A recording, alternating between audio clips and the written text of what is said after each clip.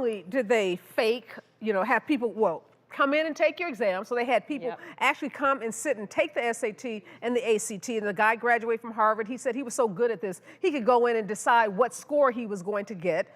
Then they had proctors that would take the test back and correct the answers for these students. And then a story that really blew my mind were the people that bought sporting equipment. Had their kids pose with the sporting equipment, created a fake resume that their kids played on a high school sporting team, and then took away an athletic scholarship from some deserving, student athlete who's been training, working their butts off to get that spot. And now here comes the fake photograph, fake resume student that gets that slot because their parents are rich and they're affluent. Okay, Judge Mary, so now we got to ask you. What would you do if this was presented in your courtroom? Oh, they would go to prison. I mean, I don't think that's a question. If they're found guilty, I do believe that they will be punished, and they're going to be made an example. Wire fraud, mail fraud, and they carry up to 20 years in prison. So these are very serious charges. And we've already seen the fallout. Lori Loughlin has already lost her contract with Hallmark. So she was a big star with Hallmark. And her daughter, Olivia Jade, who was a big social media influencer, she had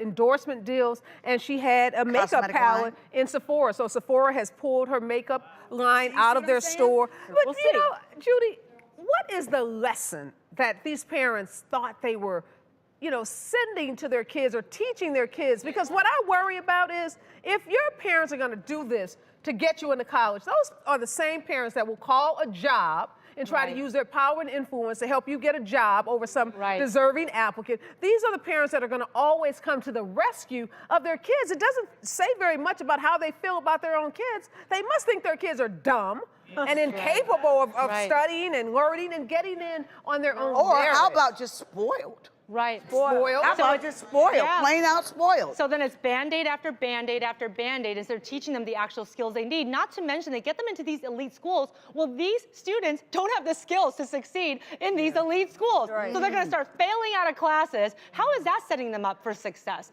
College admissions expert Christopher Rim joins us via Skype with more insight into the school scandal. So Christopher, will this hurt the school's reputations? I think at the end of the day, Yale's going to be Yale, USC is going to be USC, Stanford's going to be Stanford. But what's going to change is how the admissions office works with different departments at the school. Like with the athletics department, with the music department. I think there's going to be a closer relationship between the admissions office and the different departments in order to make sure that this doesn't happen again. So, Christopher, we know that the legal process that parents can use, they can make donations to schools. They can, put their names on buildings. So there are all kinds of ways that affluent parents gain some advantage in the admissions process. What can students that are sitting at home that don't have the kind of money and power that these kids have, what can they do to have a leg up in the admissions process? Start the process early. Starting in 9th grade is the best way to make sure you have a leg up, because taking what courses you take freshman year will dictate what courses you're eligible to take sophomore year, junior year, senior year. Go to online resources. The internet has so many sample practice tests and problem sets that you can use to self-study for the SAT, for the ACT, for the various subject tests, and even go to your public library. Most public libraries have the actual College Board books that you can use to practice for these exams. So start early. Don't save everything for your junior year when all you're stressing about volunteer work, extracurricular, leadership. Start the process early so you give yourself enough time. Yeah, I think what you're mainly saying is like, hey, if you want the rewards, you have to do the work. Right? Exactly. Yeah, you got to do the work.